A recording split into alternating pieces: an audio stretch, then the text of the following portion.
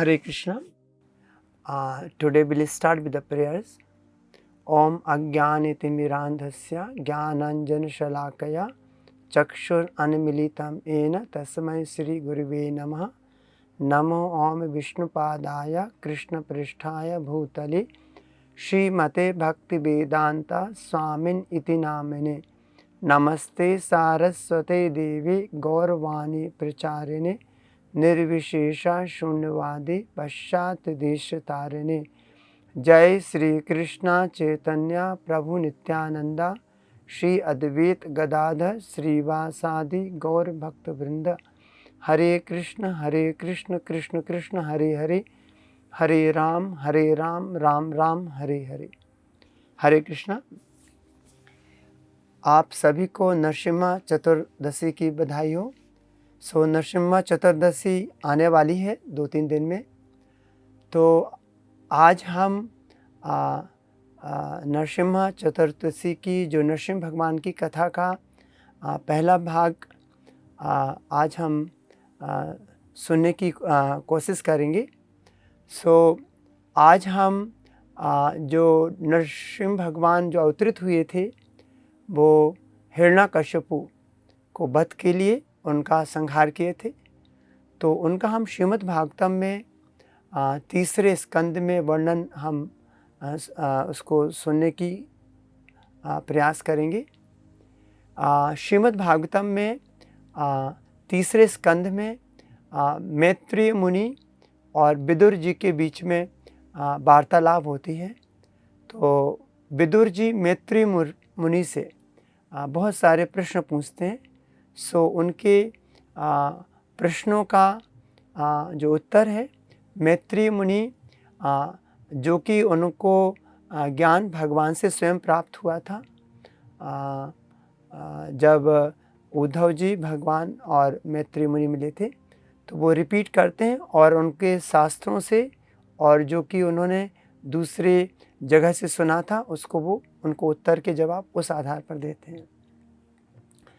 तो एक बार विदुर जी ने मैत्रेय मुनि से पूछा रिगार्डिंग भगवान के बराह अवतार के बारे में, हिरण्याक्ष के बारे में और हिरण्यकश्यप के बारे में.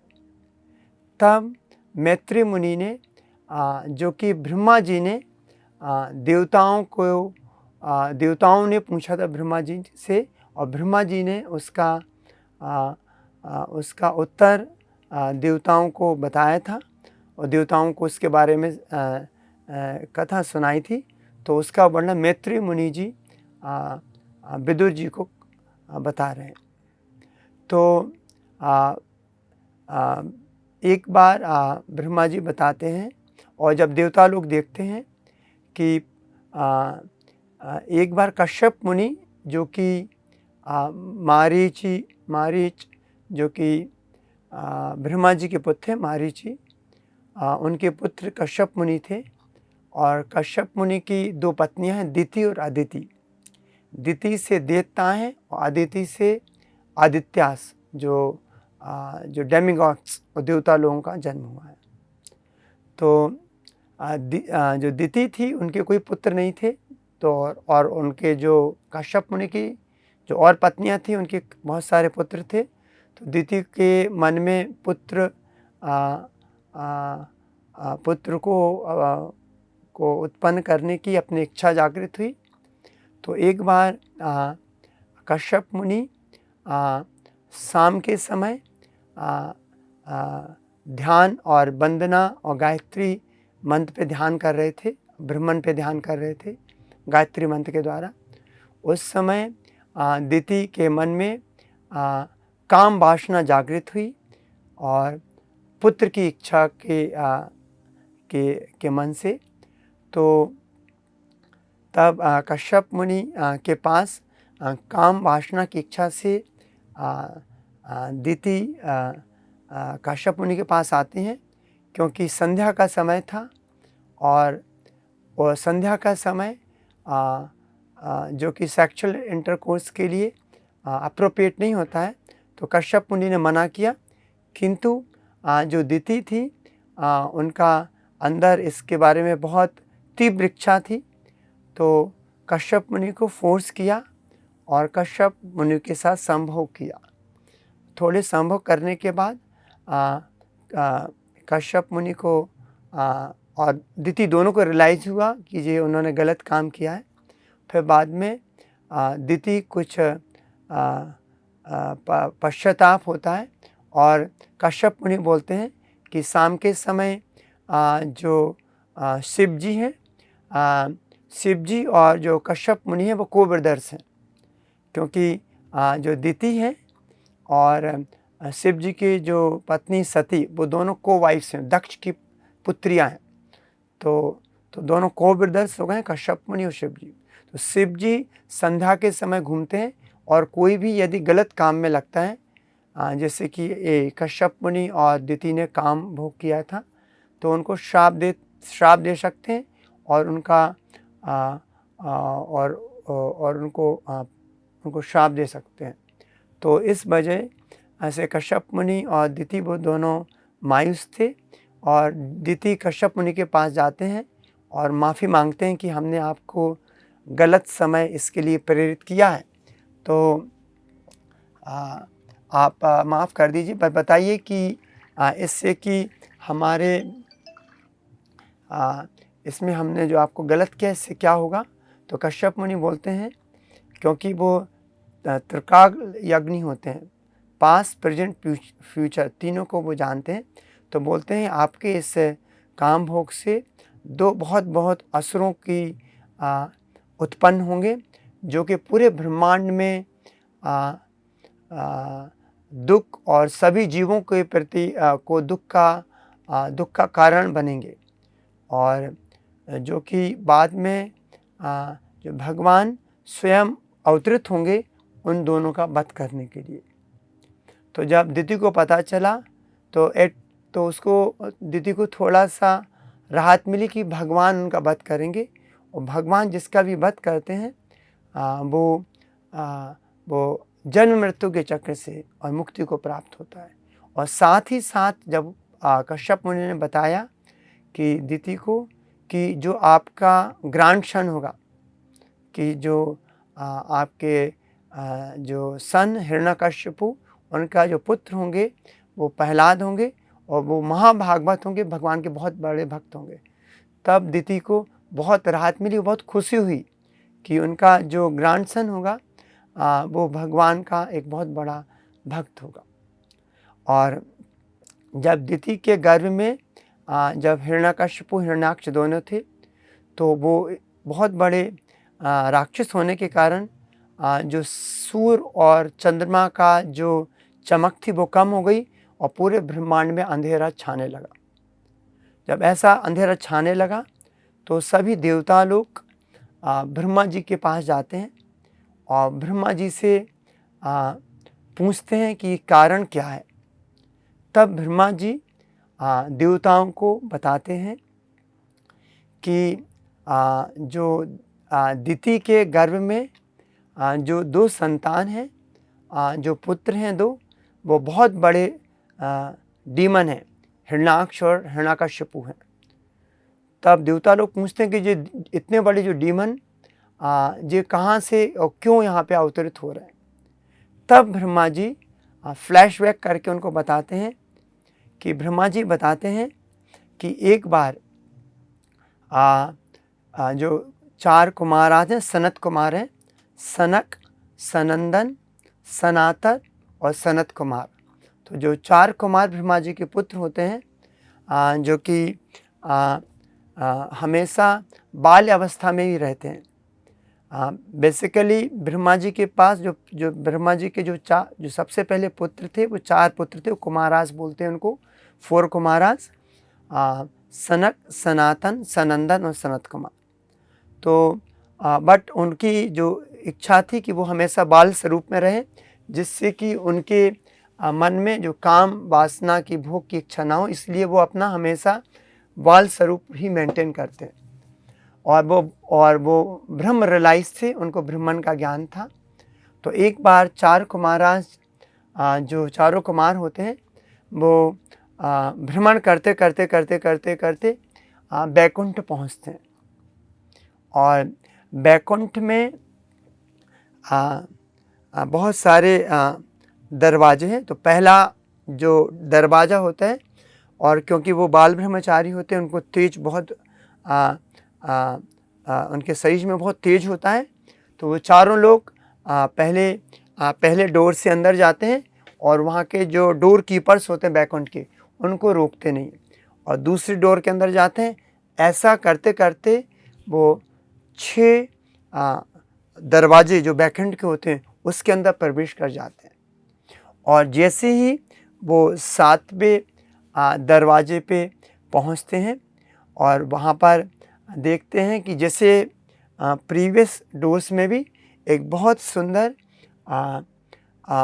4 हैंड वाले डोर कीपर्स होते हैं, जो सिक्योरिटी गार्ड्स होते हैं, डोर कीपर्स। वो उनके जैसे नारायण जी का स्वरूप होता है ना, 4 हैंडेड फॉर्म होता है, शंख चक्र गदा पद्म लिए हुए दोनों लोग 2 डोर कीपर वहाँ रहते हैं, जिनका नाम जय विजय होता है। तो जो 4 कुमारास जो होते हैं वो बैकुंठ के जिस 6ठे डोर तक तो किसी ने रोका नहीं था। अब जब 7वें डोर में और दरवाज़ों से जब बैकुंठ में जो इंटर करने की कोशिश करते हैं, और जो डोर कीपर्स का जो वर्णन दिया गया है बहुत सुंदर थे, उनका भगवान जैसा स्वरूप था, और लाइक ब्लू स्काई और क्लाउड जो होता है भगवान का, नील श्याम वर्ण होता है, मेघ श्याम वर्ण के थे वो, और सिर्फ भगवान जैसे ही वो लगते थे, क्योंकि जो बैकुंठ में जितने भी जीव हैं वो 4 हैंडेड हैं, और सब लोग शंख चक्र गदा पद्म धारण करते हैं। और हाँ, उनका वर्णन दिया गया। और जब वो अंदर जाने लगते हैं तो जो कुमारास जो 4 कुमार अंदर जाने लगते हैं, तो जो उनके डोर कीपर्स हैं उनको रोकने का प्रयास करते हैं, कि उनको लगता है कि जो छोटे छोटे आज ये बच्चे आज ये कहाँ से जो बैकुंठ में आ गए, और वो कैसे इस बैकुंठ के अंदर प्रवेश करने की कोशिश कर रहे हैं भगवान। क्योंकि बैकुंठ में 7 दरवाजे हैं, लास्ट दरवाज़ा था 7वां, उसके बाद भगवान का पैलेस और भगवान का अब जगह है जहाँ भगवान का रेसिडेंशियल क्वार्टर है। तो जैसे भी उन कुमारों को वहाँ पे रोका जाता है, और जैसे ही रोका जाता है तो सडनली जो 4 कुमारास होते हैं उनके अंदर एक बहुत तेज उनकी आंखें लाल हो जाती हैं। क्यों हो जाती हैं? क्योंकि वो भगवान के दर्शन में इतने व्याकुल होते हैं, क्योंकि वो ब्रह्मन रियलाइज थे, किंतु उनके पिता ब्रह्मा जी थे, उन्होंने भगवान की सुंदरता और भगवान के बारे में सुना था। किससे? ब्रह्मा जी से कुमारों ने। तो उनके अंदर एक तीव्र इच्छा होती है कि भगवान के दर्शन करने की, और जब उनकी भगवान के दर्शन करने के लिए उनको जब मना किया जाता है तो वो उनकी आंखें लाल हो जाती हैं। और ऐसा भागवतम में लिखा है कि जो गुस्सा है, जो क्रोध है, वो हमारी इच्छा का छोटा भाई माना गया है। The younger brother of desire, जो कि क्रोध है, वो सडनली उनमें अपीयर हो जाता है।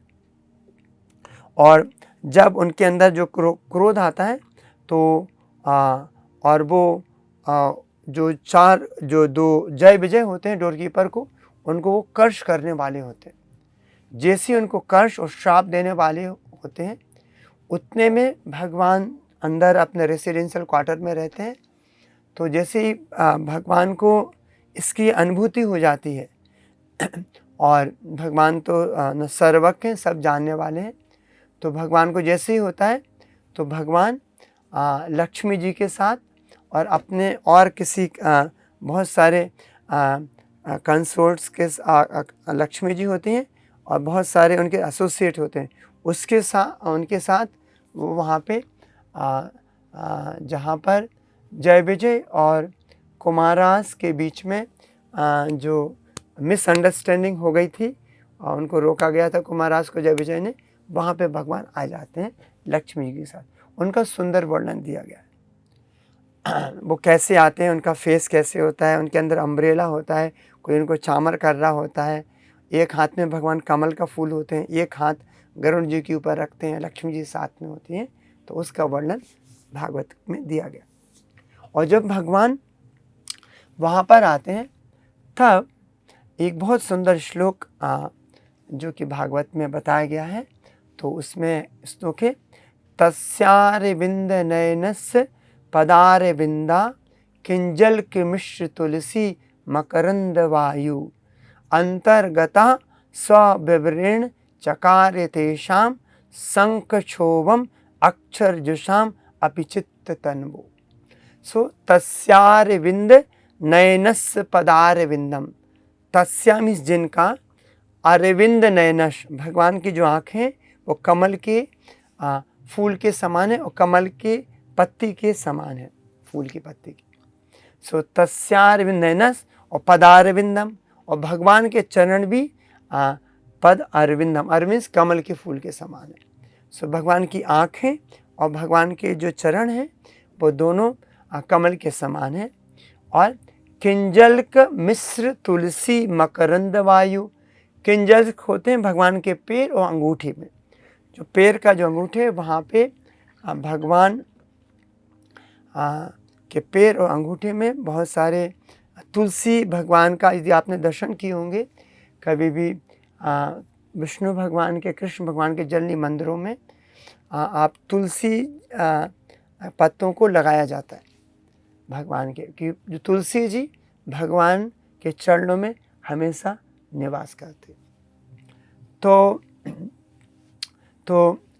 जब भगवान साथ में दरवाजे बैकुंठ पे आए तो उस समय भगवान के चरणों में ना किंजल मिश्र तुलसी मकरंद वायु, तो जो सुगंध थी जो तुलसी की जो भगवान के चरणों में, वायु के साथ अंतर्गता मीन्स अंतर चली गई, स्वबरेण कहाँ से, भगवान के नोस्टल से, नाक से।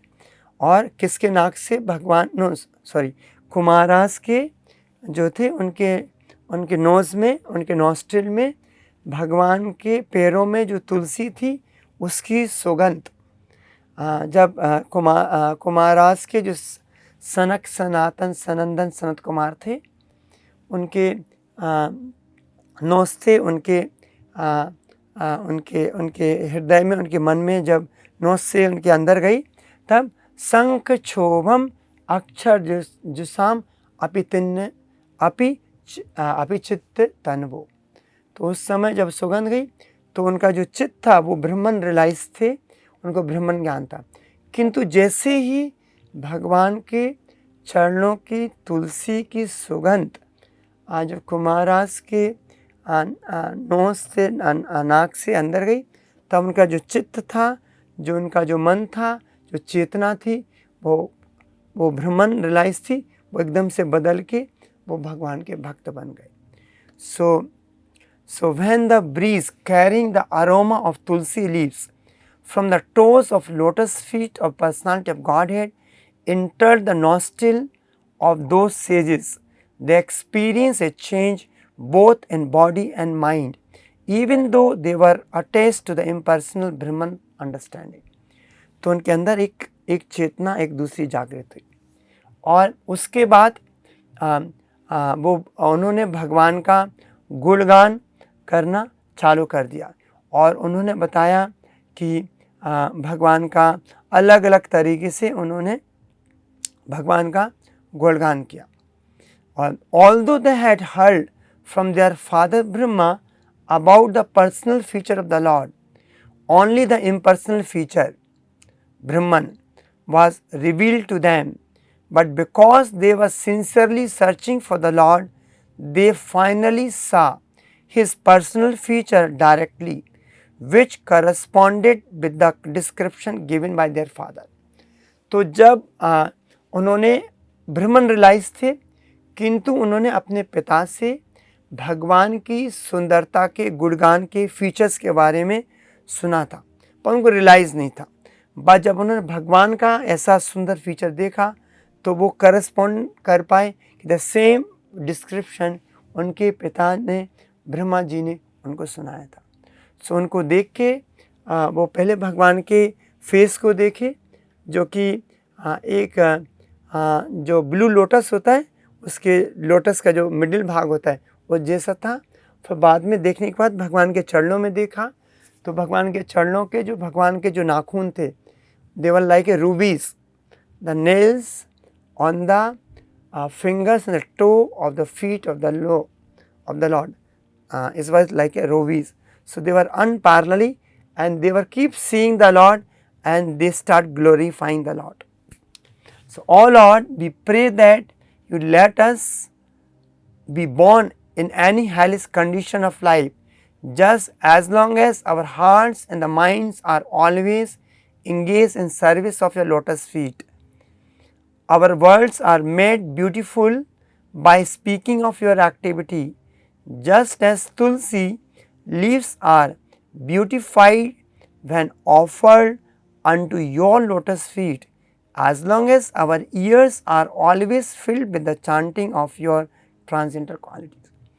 तो वो भगवान को ग्लोरीफाई किए और उन्होंने बताया कि क्योंकि उन्होंने जो जय विजय थे उनको उन्होंने ऑफेंड ना, बिकॉज वो भगवान के अटेंडेंट्स थे और इनको गुस्सा आ गया कि इनको कुमारस को, और उन्होंने श्राप भी दे दिया था।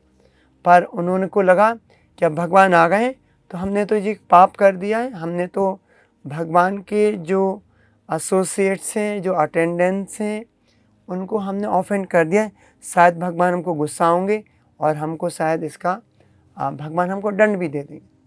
तो कुमाराज बोलते हैं आप मुझे दंड दे सकते हैं जो आपको हमको दंड देना है, किंतु एक चीज़ हम चाहते हैं कि कभी भी हम आपको ना भूलें और आपकी सेवा को कभी ना भूलें।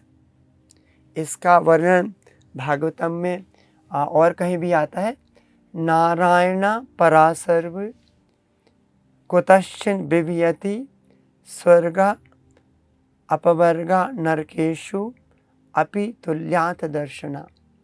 सो नारायण परासर्वे, जो भगवान के भक्त होते हैं, कुतश्चिन बिभयति, वो किसी चीज़ से डरते नहीं है, स्वर्ग अपवर्ग नरकेशु अपि तुल्यात दर्शना। तो भगवान के भक्त के लिए स्वर्ग मुक्ति और जो नरक है वो सब समान है, क्योंकि भगवान का भक्त का एक ही काम है, भगवान को ग्लोरीफाई करना, भगवान की सेवा करना।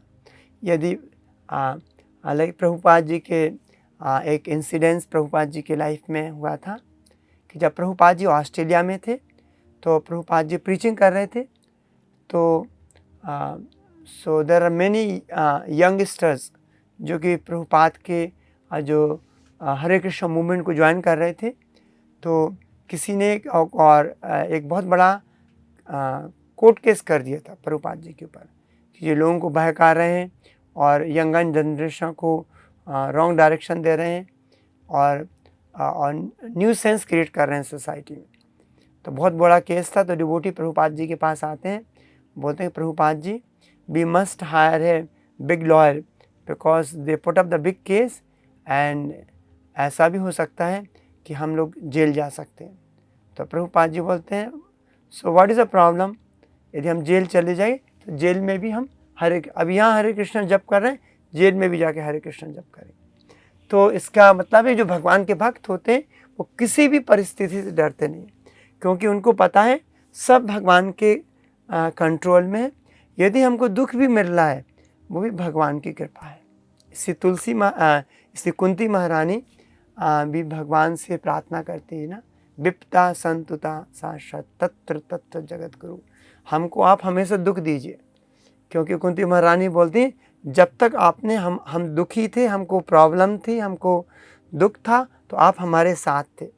आप हमारा जो बेटे हैं युधिष्ठिर महाराज वो राजा बन गए, तो आप हमको छोड़ के जा रहे हैं। तो इस सुख से अच्छा तो दुख है कि दुख में आप हमारे साथ थे, और आपको देखने से हमको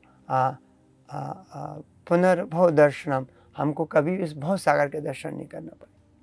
तो जो भक्त होता है वो कभी दुखी और परिस्थितियों से कभी घबराता नहीं है, और वो दुख को भगवान की कृपा समझता है। इवन ब्रह्मा जी भी अपने प्रेयर्स में बताते हैं, तत्ते अनुकंपान सुमिक्षमाणो भुंजात एवत कृपम विपाकम हितबाग बपुर्विर्विद्धन नमस्ते जीवित यो मुक्ति पदे सदाय भाग। तो ब्रह्मा जी बोल रहे हैं कि तत्ते अनुकंपान सुमिक्षमाणो भुंजात एवात कृपम विपाकम।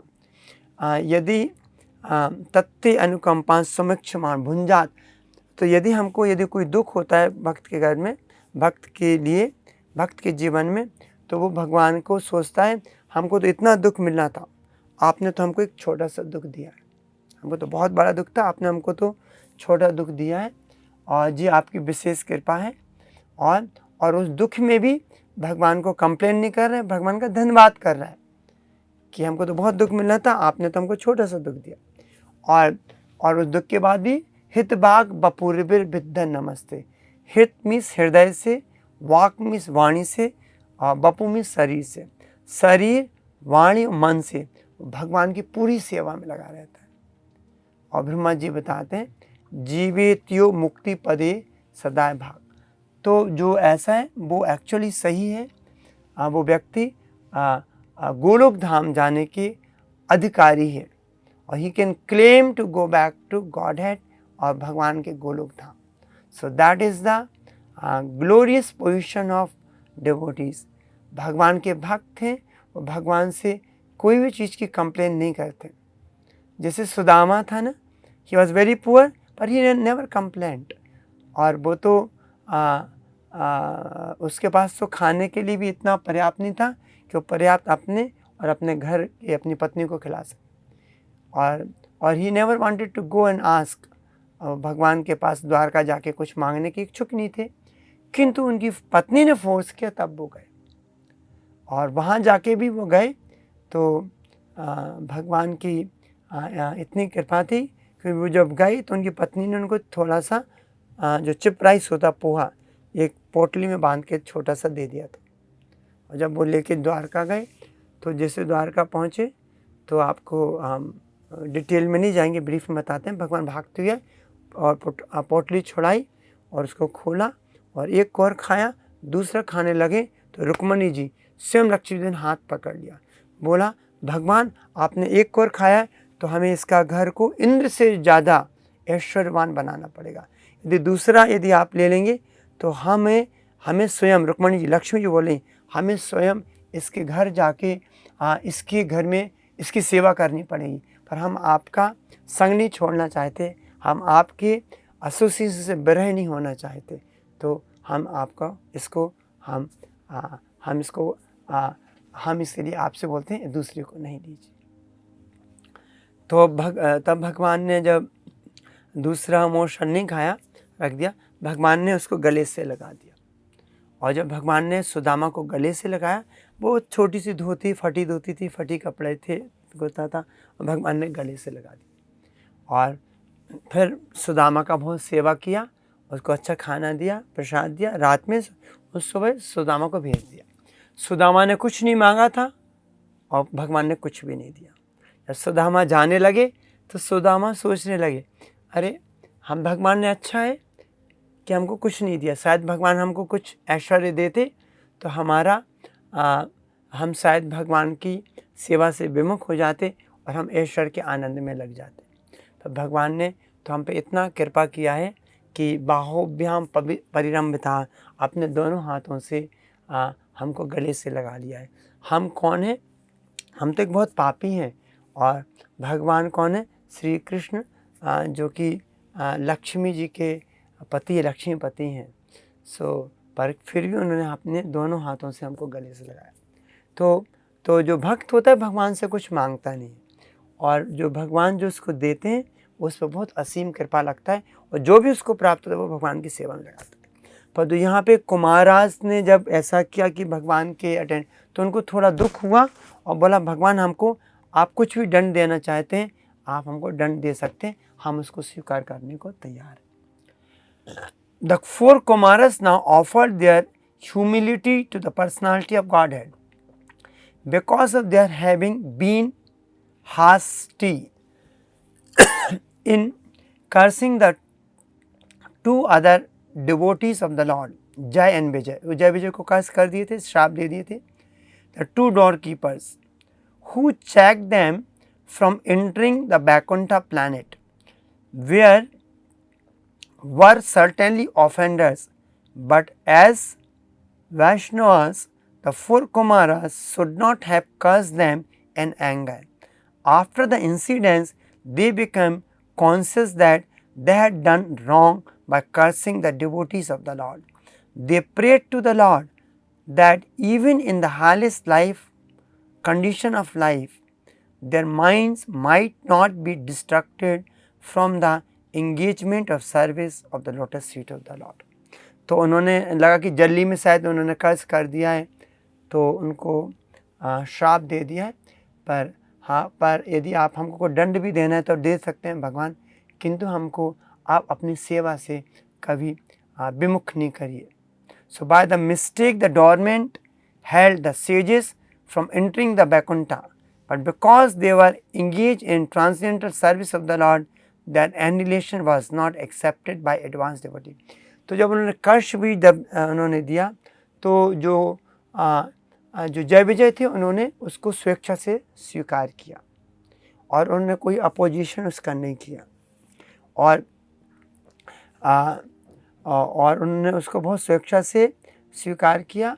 और भगवान जब आए तो भगवान ने कुमारास को बोला कि जो हमारे जो जय विजय अटेंडेंट्स हैं, जो हमारे डोर कीपर्स हैं, आपको रोका, उसके लिए हम क्षमा प्रार्थी मांगते हैं.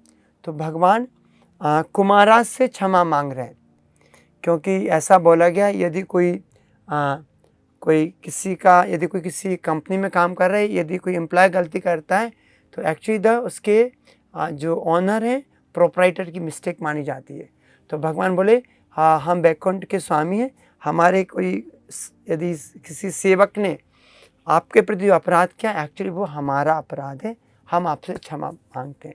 तो यहाँ पे भगवान का जो ह्यूमिलिटी है वो अनपैरेलल है ना. भगवान की जो विनम्र, भगवान माफ़ी मांग रहे हैं अपने जो कुमारास से, जो जय विजय ने जो उनको जाने से रोका था. और साथ ही साथ जय विजय was cursed by the four Kumaras, they did not become harsh towards them, rather they submitted. That should be the way of treating Brahmanas and Vaishnava. One may sometime be faced with a grievous situation created by a Brahmana, but instead of meeting him with a similar mood, one should try to pacify him with a smiling face and mild treatment. जो भक्त को यदि किसी दूसरा भक्त किसी कारणवश अपमान कर देता है या फिर श्राप भी दे देता है, तो हमको बहुत हम्बली उसको स्वीकार करना है. क्योंकि प्रभुपाद जी बताते हैं 10वें स्कंद में कृष्ण बुक में कि जो कुबेर जी के दो पुत्र थे, मणिग्रीवा एंड अर्जुन, दो अर्जुन पुत्र थे जो उनके कुबेर जी के. तो नल कुबेरा एंड मणिग्रीवा. तो जब उन्होंने वो दोनों लोग एक बार एक झील में नग्न अवस्था में कुछ स्त्रियों के साथ काम वासना में व्यस्त थे. उस समय नारद मुनि वहाँ आते हैं. तो जो स्त्रियाँ होती हैं अपने आप को कवर कर लेती हैं बॉडली पोर्शन को, किंतु जो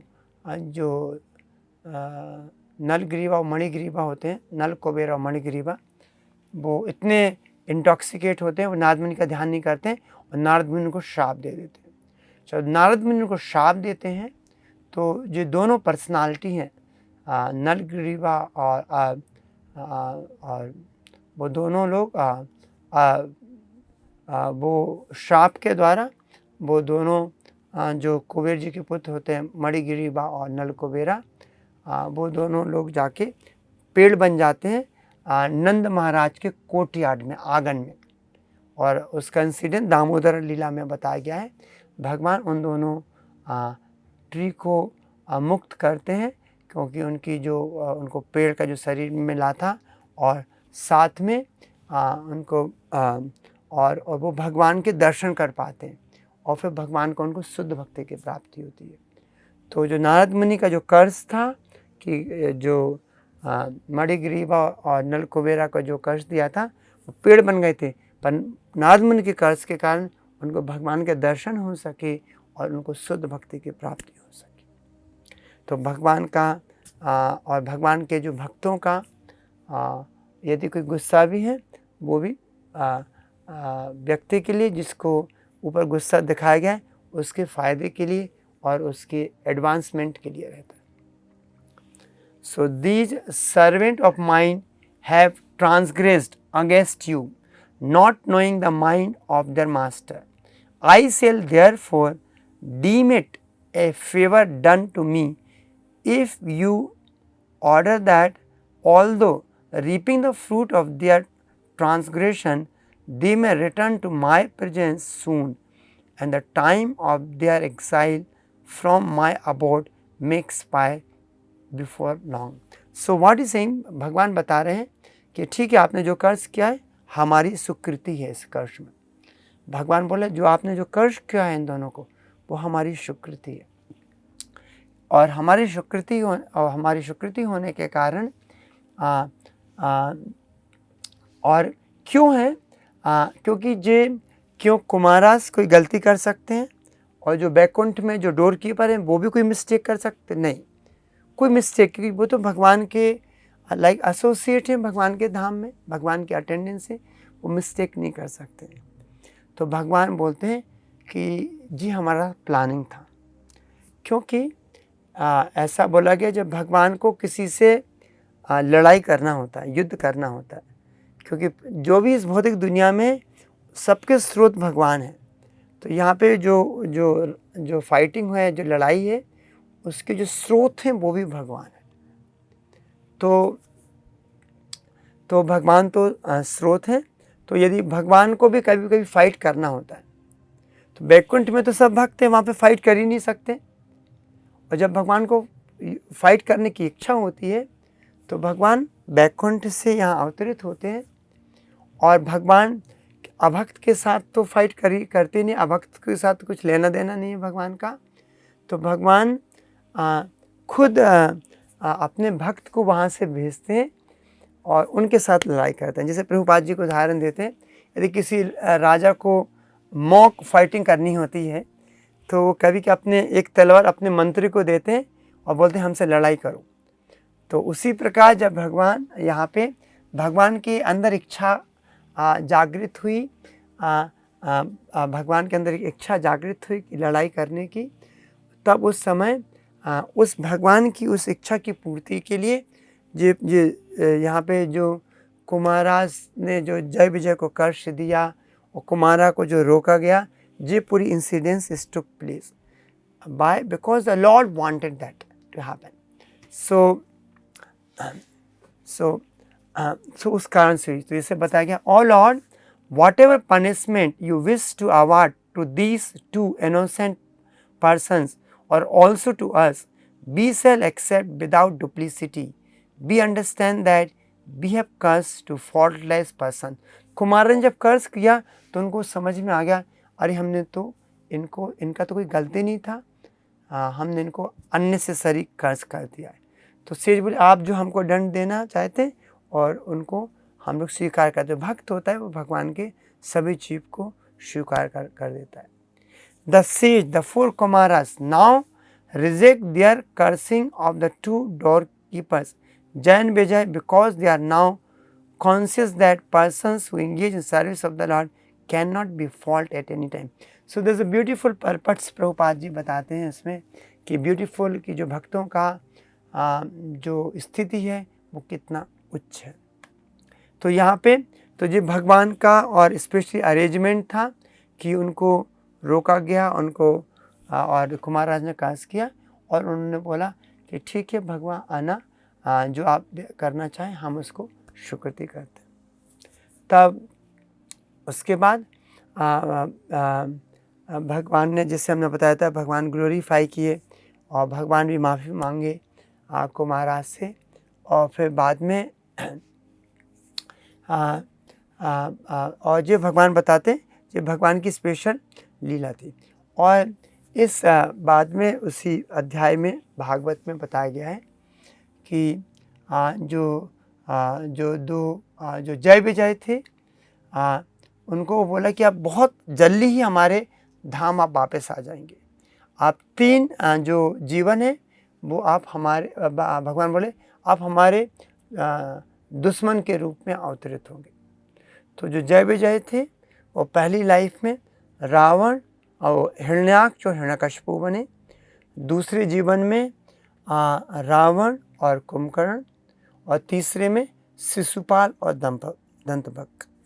तो एक्चुअली जो 3 जीवन है, यदि हम वैकुंठ में जो इटर्निटी के हिसाब से जो 3 जो जीवन को करेंगे, इस like is very fraction of, like Prabhupada right one place as like a small one moment time. So just थोड़े समय के लिए आ गए और वापस चले गए। और आने का एक ही कारण था, वो भी यहाँ पे उन्होंने राक्षसों के रूप में भी भगवान की सेवा की, क्योंकि भगवान की को लीला करनी थी और इस लीला के वो भगवान के भाग बने। So they are not the ordinary persons. चाहे हिरण्याक्ष हिरण्यकशिपु थे और रावण कुंभकर्ण और शिशुपाल और दंतभक्क। तो तब ऐसा, और इसका जो फर्दर वर्णन किया गया, ऐसा क्यों हुआ, भगवान ने बोला कि एक बार लक्ष्मी जी किसी काम से बाहर जाती हैं और जब वापस आती हैं तो वो भगवान से अंदर मिलना चाहती, तो जय विजय उनको रोक देते हैं, बोलते नहीं मिल सकते क्योंकि भगवान रेस्ट कर रहे हैं। तो लक्ष्मी जी को गुस्सा आ जाता है और लक्ष्मी जी भी उनके मन में ऐसा आता है कि this should go to the जो भौतिक दुनिया में उनको जन्म लेना चाहिए थोड़े समय के लिए। तो लक्ष्मी जी का भी उसका एक उल्लेख बताया गया है, क्योंकि उनका भी था। तो इसलिए जो देयर आर मेनी इंस्टेंसेस और को सेटिस्फाई करने के लिए दिस लीला भगवान की रची गई भगवान के भक्तों के बीच में, कुमारास और जय विजय के बीच में। तो जय विजय इस कारण से वो यहाँ के वो उन्होंने दुश्मन के रूप में, भगवान के रूप में वो अवतरित हुए थे।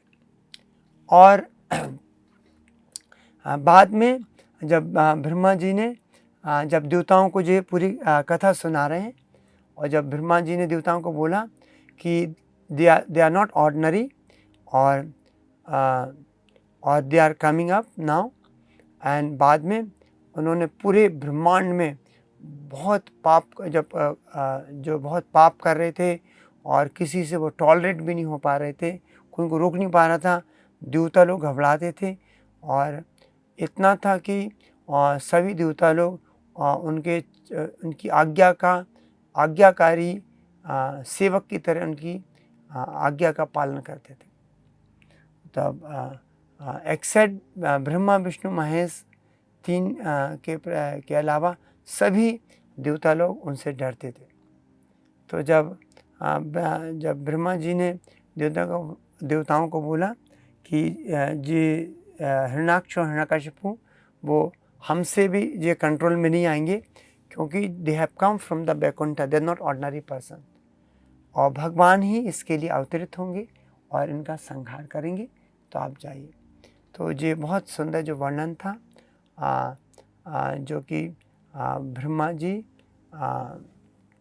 देवताओं को सुनाते थे। और इसके फ्लैशबैक में जो हिरण्याक्ष होता है, जो कि हिरण्यकशिपु का भाई होता है, वो बहुत बलशाली होता है। इतना बलशाली होता है कि एक बार वो जो पृथ्वी है और उसको अपने ऑर्बिट कक्षा से निकाल के गर्भोदक समुद्र में फेंक देता है। और जब इसको गर्भोदक में फेंक देता है तो तब भगवान बराह रूप के रूप में अवतरित होते हैं और जो पृथ्वी को उस समुद्र से गर्भा और ओशन से निकाल के निकालने के लिए जब आते हैं, तब जो हिरण्याक्ष है उसको क्योंकि बहुत बलशाली होता था और उसको एक युद्ध करने के अंदर उसके अंदर एक बहुत तीव्र इच्छा थी लड़ाई करने की, तो वो अपना कॉम्पिटेंट ढूंढता था। कहीं नहीं होता तो पहाड़ों से और माउंटेन से हाथ मारता था, फिर उनको कैपेबल व्यक्ति नहीं मिलता था। तो वो कई देवताओं के पास गया तो देवताओं उसको शरणागति कर देते थे। तो उसके अंदर एक भगवान के साथ लड़ाई करने की इच्छा थी, तो उसकी पूर्ति से के लिए और उसका संहार करने के लिए भगवान बराह रूप में आए। और जब भगवान ने जब उस पूरा पृथ्वी को वहाँ से निकाला और उसके बाद में जब बराह उनका युद्ध हुआ और हिरण्याक्ष का वध कर दिया कि उन्होंने बराह देव। और जब हिरण्यकश्यप को पता चला कि उसके भाई का वध भगवान विष्णु ने बराह रूप में कर दिया है, तब उसको भगवान के प्रति और शत्रुता पैदा हो गई। पहले शत्रुता तो थी और अपने आप को सब कुछ वो समझता था कि I am the proprietor of owner everything. तब जब हिरण्यकश्यप को जो ऐसा ज्ञात हुआ, तब वो भगवान विष्णु का वध करने के लिए उनके अंदर एक इच्छा जागृत हुई। तो उस वध करने की इच्छा जागृत से वो तो साधन तो नहीं होगा, किंतु उसके लिए जो हिरण्यकश्यप था वो अपना सब घर बार छोड़ के, जो कि पूरे ब्रह्मांड में राज कर रहा था, उसने अपना जो पैलेस था वो इंद्र को भगा के इंद्र को बंदी बना के छोड़ दिया था और स्वर्ग में खुद राज्य करना शुरू कर दिया था। और जब भगवान को विष्णु से युद्ध करना और उसको भगवान विष्णु का संहार करने का उसके अंदर इच्छा थी, तो उस संहार करने की इच्छा से वो घर बार सब छोड़ के मंदरा हिल में जाके घोर तपस्या करते हैं। और करीब उसने 36,000 साल तक, जो कि 100 सेलेस्टियल दिव्य वर्ष होते हैं, उतने समय घोर तपस्या की।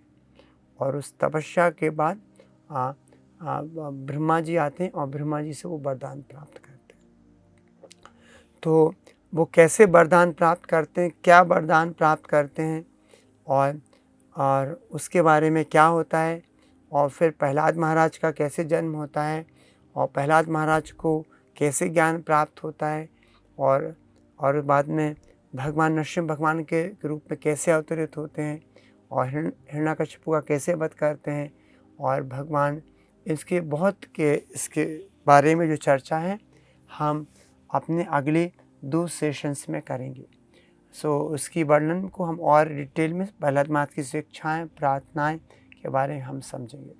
तो आज के लिए हम यहाँ विराम देते हैं और अगले हम नेक्स्ट 2 डेज़ कल और परसों हम दो दिन इसके बारे में और सुनेंगे।